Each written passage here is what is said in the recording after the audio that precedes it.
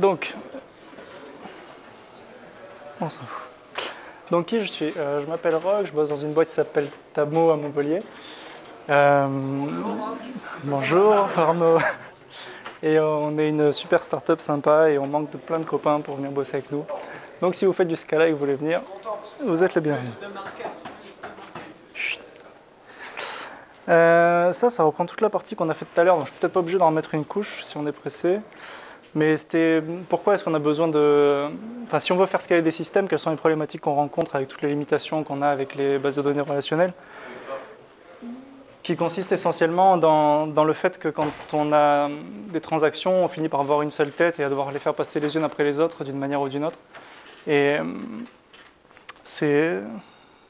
on a besoin de nouvelles choses pour résoudre ces problèmes-là. Du coup, une des approches qui a été proposée, c'est de faire de l'event sourcing, simplement parce qu'on peut décomposer des choses de la manière qu'on le fait dans le fonctionnel, en ayant des entités qui sont immutables et qu'on va pouvoir prendre pour des vérités bien plus tôt dans la manière dont on gère nos applications. Donc, en pratique, on a déjà parlé de ça beaucoup tout à l'heure, mais on peut y remettre une petite couche quand même. On va avoir des commandes qui vont être envoyées à des entités. Ces entités, elles vont prendre ces commandes, elles vont générer un événement qu'elles auront validé d'abord. Elles vont pouvoir le persister dans leur event store et ensuite elles vont envoyer cet événement. Mais ce qui est un peu différent avec ce qu'on va voir dans la gomme, c'est qu'il y a deux types d'événements différents. Il y a les événements qu'on va envoyer pour les autres et les événements qu'on va envoyer pour nous-mêmes. Ce qui fait qu'on a le framework apporte une réponse aux questions un peu qui se posaient tout à l'heure de comment est-ce qu'on gère les migrations, les changements au fil de la vie d'un projet, avec une obligation de découpler très fortement tout ce qu'on va implémenter en fait. Du coup, une des premières choses qu'ils annoncent, c'est un framework avec des idées très arrêtées sur la manière dont on doit faire les choses. Contrairement à Scala où on peut dire qu'on peut faire de 10 choses différentes. Bref. Là, on va être vraiment guidé dans la manière dont on doit approcher les choses. C'est quelques principes des architectures réactives qui rappellent dans toutes les docs la gomme, qui est très bien faite d'ailleurs, de quoi on a besoin pour faire un système distribué et réactif. On a besoin principalement d'isolation, de pouvoir faire en sorte que nos entités soient séparées, parce que cette isolation va nous permettre d'apporter de la résilience et de l'élasticité. Et l'élasticité... Excusez-moi. Ouais, non, je suis en train de prendre un coup de panique, ça va. Bref, donc pour être élastique et on a besoin de pouvoir rendre les communications entre nos services asynchrones pour ne pas créer des bottlenecks entre les différents composants. Quoi. On va passer le reste parce que je vais m'embrouiller et ça sert à rien. C'est la faute d'Olivier, il n'arrête pas de parler putain. C'est pour ça. Dans les philosophies qu'apporte la gomme, essentiellement il y a trois choses. Le fait que ça soit distribué, le fait que ça soit complètement asynchrone de bout en bout et que ça supporte, qu'il y ait une API complète en Java et en Scala qui implémente l'intégralité des fonctionnalités.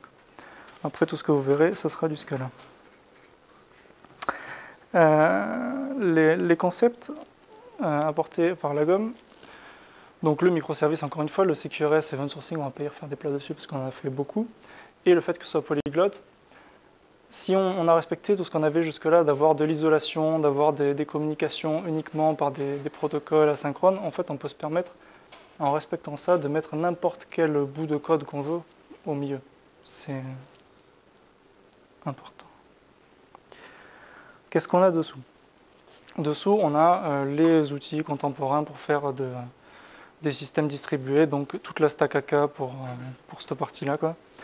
Et Play Framework pour tout ce qui est notamment la sérialisation, l'injection de dépendance et ce genre de choses-là.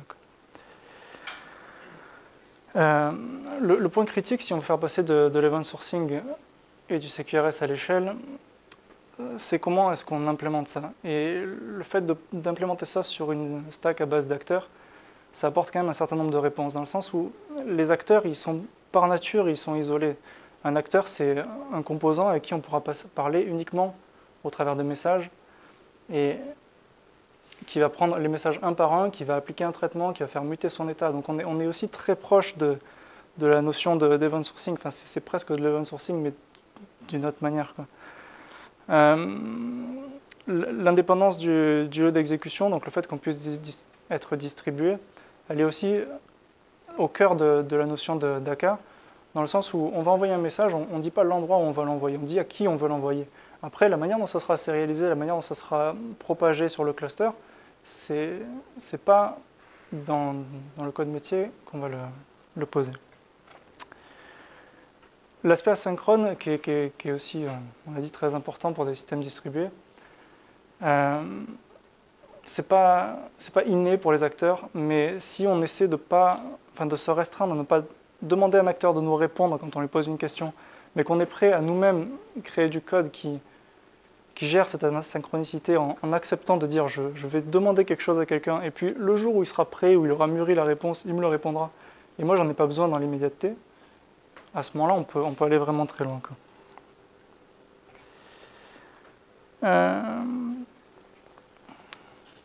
Qu'est-ce qui permet aussi à la gomme d'offrir cette distribution?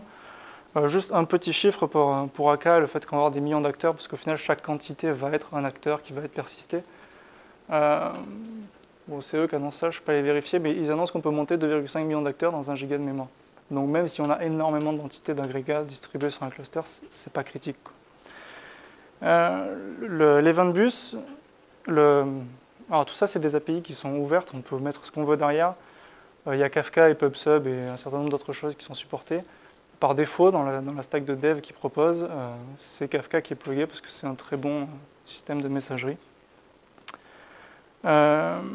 Pour la persistance, c'est posé avec Cassandra, simplement parce qu'on peut faire beaucoup plus d'écriture en parallèle que c'est distribuer et répliquer, ce que ne sont pas toutes les bases de données.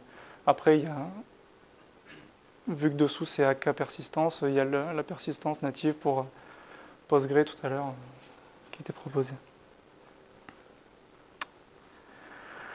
Le point qui fait que quand on commence à coder sur ce framework, on accroche vraiment, c'est que l'environnement de dev il est vraiment parfait.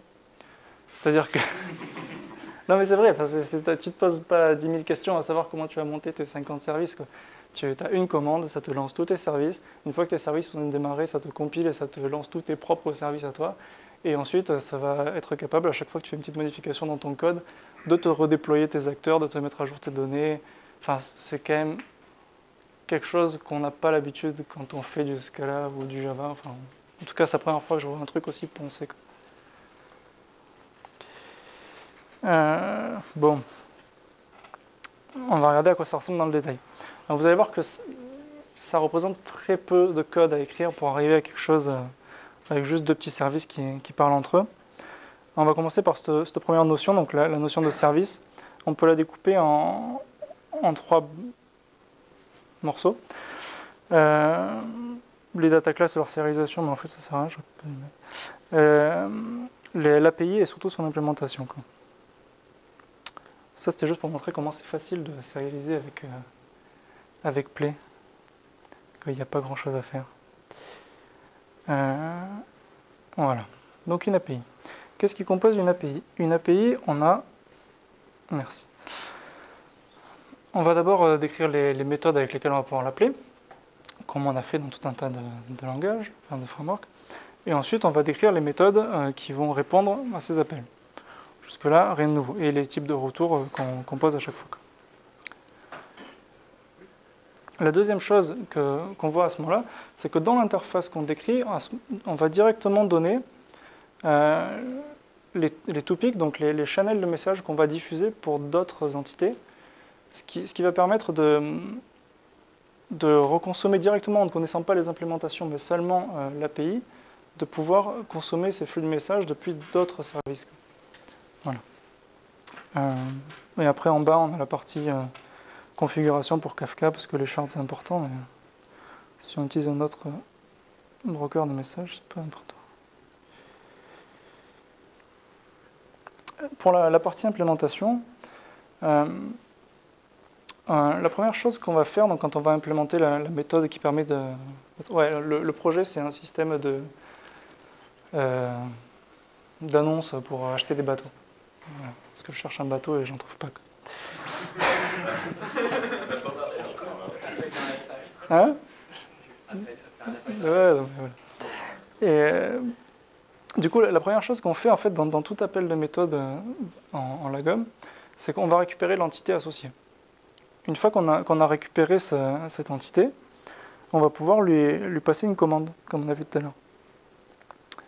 Donc il dit, donne-moi cette commande, je te passe la request, je te l'emballe dans un conteneur qui sera défini après dans l'entité, et l'entité nous répondra avec sa réponse. Pour la deuxième chose très importante, je vous parlais tout à l'heure du découplage, c'est justement, là on est en train de faire quelque chose où on dit, j'ai tous mes événements internes, donc qui sont des yachts à des ventes là, et en fait, ce que je vais publier pour les autres, ça sera que des offres qui ont changé, parce que je sais que je vais avoir un certain nombre de services qui veulent être au courant qu'une offre a changé et venir piocher un certain nombre de choses dedans pour mettre à jour une partie de leur état à elles.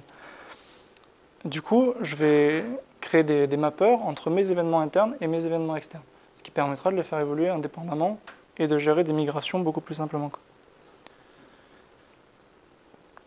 Bon, du coup, je vais raconter tout ça. Le point central du coup du framework, c'est vraiment cette notion d'entité. C'est l'endroit où on va décrire tous les événements internes, toutes les commandes, la manière dont on va faire évoluer l'état et les comportements qu'on va appliquer dessus. Et en dernier, la propagation qui permettra de consommer d'autres services. Hop. En premier lieu, en fait, une entité, c'est composé donc de commandes, d'events et de state. La première chose qu'on doit faire, c'est de définir des alias pour ça. Pour pouvoir reconnaître ces types si on veut les voir à un autre endroit du projet. Et pour que le compilateur puisse nous dire quand on fait des conneries. Ensuite, on wrap ce type pour pouvoir affecter un type de réponse, parce que comme on a entendu tout à l'heure, une commande, ça a forcément une réponse. Bon, du coup, là, on a créé l'event. Et pardon. Non, ça c'était la commande, et du coup, en dernier, on a l'event qu'on va créer avec les types qu'on a donnés. Le point vraiment central, c'est le comportement, parce qu'en fait, tout le reste, ça reste des passe-plats, on fait passer des messages, on échange de l'information, mais on n'a codé rien de métier, quoi. Donc tout ce qu'on va faire, toute la partie du code intéressant qu'on a, ça va se situer dans ce composant, quoi. Ce composant, il va réagir à chaque fois qu'il va recevoir une commande, un event ou une query, il va passer le state à une fonction, et cette fonction, elle va avoir des handlers, comme on a vu tout à l'heure, sauf que les handlers, au lieu d'être... j'ai pas très bien compris comment ils étaient, mais bon. Les handlers, ils vont être explicites à une entité. Et du coup, on va commencer avec les handlers quand on reçoit une commande. Quand on reçoit une commande, on dit qu'est-ce qu'on prend, qu'est-ce qu'on renvoie. Et ensuite, on va essayer de repérer le type de commande qu'on a reçu. On a reçu une commande. Si jamais on doit poser un validateur dont on parlait tout à l'heure, un middleware ou quelque chose, on vient l'intercaler entre le moment où on reçoit la commande et le moment où on n'a pas encore persisté l'event, histoire de ne pas pouvoir justement persister et envoyer des messages qui seraient invalides ou déclencher notre comportement. Une fois qu'on a déterminé que la commande qu'on arrivait était valide et qu'on peut l'inscrire, on va générer un event qu'on va persister, qu'on va envoyer sur Kafka et qu'on va retourner lire dans Kafka pour mettre à jour notre event. Ce qui nous permet d'être certain que la transaction sera exécutée à un moment ou à un autre. Après, il y a toujours la question du quand, mais normalement, ça va vite. Et une fois qu'on a persisté, on renvoie la réponse parce qu'il faut quand même dire à l'utilisateur qu'il s'est passé un truc. Quand on reçoit un event, c'est le même principe, sauf qu'en fait, on va récupérer l'event qu'on s'est envoyé avant et on va venir mettre à jour, renvoyer un nouvel état qui va nous faire muter pour définir qui on est à ce moment-là de l'histoire. Et enfin, les commandes de lecture, Là, c'est beaucoup plus simple vu qu'on ne passe pas de paramètres. On vient juste choper un morceau de notre état, lui appliquer un traitement éventuellement, des filtres ou ce qu'on voudra, et le renvoyer. Voilà. Une chose qui est très intéressante avec ça, et surtout avec le fait de le faire en Scala et de pouvoir le décrire aussi simplement que ça, c'est le fait de pouvoir composer justement ces comportements et pouvoir associer dans l'entité la notion de j'ai une entité, mais elle va avoir plusieurs moments dans son cycle de vie, et je vais pouvoir dire séparer quand elle n'est pas créée et qu'il va falloir que j'instancie l'acteur, et peut-être que j'ai des traitements particuliers ou des requêtes à des services externes ou j'en sais rien quoi. Du moment où elle est active, donc là on aura une notion métier, donc je veux qu'elle puisse être diffusée et requêtée, du moment où elle serait inactive et où je voudrais qu'elle renvoie des réponses particulières et qu'elle puisse apparaître dans des statistiques, mais qu'elle n'apparaisse pas sur les pages d'accueil, ce genre de choses-là. Du coup, on a quelque chose qui est très synthétique et qui permet de séparer des comportements la manière dont ils s'assemblent pour former le cycle de vie complet. Et enfin, la propagation. La propagation, ça s'écrit en 3 lignes, on a une classe à faire. On vient s'injecter le service duquel on va recevoir les événements. Sur ce service, on vient s'abonner au topic en question qui nous intéresse et qui fournit un type de message particulier, parce qu'on sait que c'est de ça dont on a besoin pour muter notre propre état. Et ensuite, on fait un truc tout simple. La seule chose dont on a besoin, c'est que le message qu'on reçoit, il nous permette de faire le lien d'une manière ou d'une autre. Alors ça, il y a sûrement plein de bonnes manières de faire. Et si vous avez des idées, je suis preneur. Mais du coup, de récupérer cet ID pour choper l'entité à laquelle on veut parler. Une fois qu'on sait à qui on veut parler, ben on convertit les données qui proviennent de l'event externe dans une commande de l'entité en elle-même. Et on repasse dans le même cycle qu'on a vu tout à l'heure. Ce qui fait qu'au final, c'est extrêmement simple, quoi. Il y a 3 briques, tout se compose bien et ça marche presque tout seul, quoi. Et après, c'est la petite feature pour la fin. Parce que vu que derrière, c'est du HKStream en grande quantité, on peut faire du streaming sans trop se poser de questions. Si on veut implémenter le même service qu'on avait tout à l'heure, mais du coup pouvoir fournir un stream d'offres et non pas juste une requête où on va chercher une offre à la fois, on déclare un appel nommé, ce qu'ils appellent, ce qui permet de le requêter avec du WebSocket, ce genre de choses-là. Et on vient simplement dire qu'on veut que ça soit en entrée une source, au sens HKStream du terme, quoi, et en sortie une source. Donc ça, le haut, c'est la partie API, quoi. Et en dessous, on a la partie implémentation. Et la partie implémentation, on ne fait que passer cette source donc de liste d'ID. Un map-passing, c'est un verbe HKStream qui permet de dire que je veux les traiter par 8. Étant donné que c'est que des entités différentes, c'est bien parce qu'on multiplexe tous les accès. Appliquer la méthode du service en question et récupérer l'offre en retour qu'on veut et la retourner sous forme de stream à notre client. Voilà. La suite est des choses que je n'ai pas encore eu le temps de regarder. Donc tout ce qu'on vient de parler avant, le DDD, le fait qu'il faut arrêter de faire des tables et qu'il y a beaucoup de choses à penser et que ça pose quand même des problèmes et que je pense que c'est un long chemin à parcourir encore. On a parlé d'environnement de dev qui était vraiment très très très bien, mais il manque quand même le fait qu'un jour il faudra déployer tout ça en production et que c'est pas si simple. Pardon ? Oui, il y a François pour ça. Mais après, apparemment, à base de Kubernetes, sur le site de l'IBM qui supporte le framework, il y a des choses assez élégantes à mettre en place. La génération de code, parce que comme on a vu tout à l'heure, il y a quand même beaucoup de code passe-plat, de messages qu'on doit envoyer. Et en fait, on n'a pas envie de dire tout ça, on a envie de dire ce qu'on veut faire, et on n'a pas envie d'écrire 50 messages. On a envie de pouvoir gérer le message précisément quand on a un problème d'évolution distincte de schéma, mais on n'a pas envie d'écrire tout ça tout le temps, quoi. Et il y a un projet d'un gars qui propose ça, mais il faut aller le désosser, quoi. Et enfin, il y a la version entreprise de Lightband qui, malgré le fait que ça coûte une blinde, le jour où tu mets un truc en prod, tu peux te permettre de payer. Et qui permet d'avoir la même simplicité que tu as sur l'environnement de dev pour déployer tes services, mais dans un environnement de prod avec du monitoring de la mort. C'est quand même vraiment pas mal, quoi. Voilà. Et les ressources qu'on permet de faire ce chemin, si ça vous intéresse.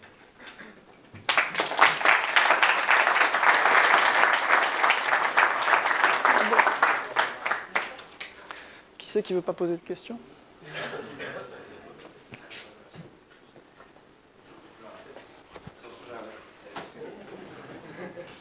Au début, tu disais que c'était polyglotte. Tu veux dire quoi en fait? Polyglotte, juste parce que c'est découplé et que tu peux venir mettre ton composant mieux sans trop t'emmerder. Ton composant comment? T'as pas besoin de tout faire en ce cas-là. Si à un moment donné tu voulais faire quelque chose d'autre, Mais en quoi? ah, je sais pas, en Node.js. En Python. Ok. Voilà. D'accord. Donc t'es pas obligé, t'es pas bloqué dans ce cas-là ou là. Voilà. Après, Bah, t'es pas bloqué dans la mesure où tu fais du microservice, quoi. oui, voilà. Après, c'est pas tant la gomme qui te fournit ça, c'est juste le fait que tu découpes finement, donc tu mets ce que tu veux à la place.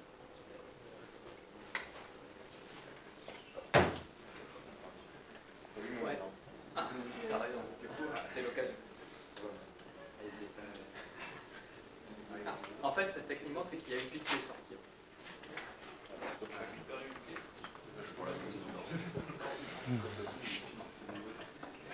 Ah, c'est bon. On y est. Alors, la question. Pardon. Tu parlais d'une histoire de DSL et qu'un mec voulait travailler dessus. Enfin, en gros, tout le boilerplate, tout le code, d'avoir un générateur vis-à-vis du code qui est un peu boilerplate et qu'il faut écrire parce que c'est les bases plates vraiment.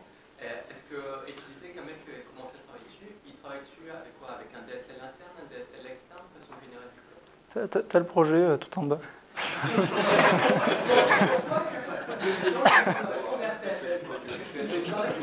Ça part du ramel, je crois. Ou Ah, d'accord, il part du ramel. Ça te prend le machin. Ok, donc du coup, DSL externe. C'est ramel ou autre. Mais un DSL externe qui prend son SD. D'accord, ok. Par la pile reste pour tout. Ouais. D'accord.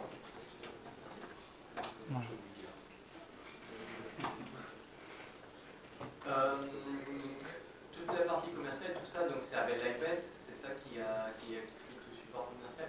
T'as dit que... Ouais, c'est ça. Ouais, c'est ça. T'as dit que ça coûtait un bras, mais du coup, ça coûte quoi?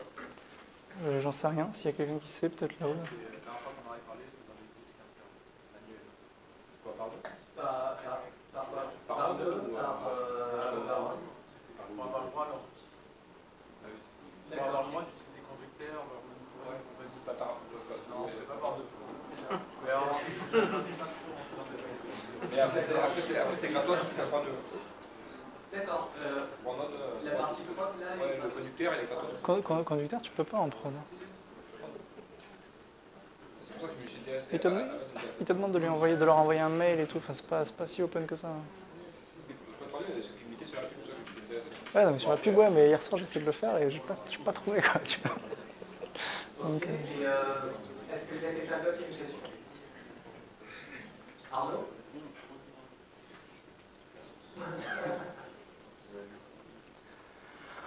très bien. On va mettre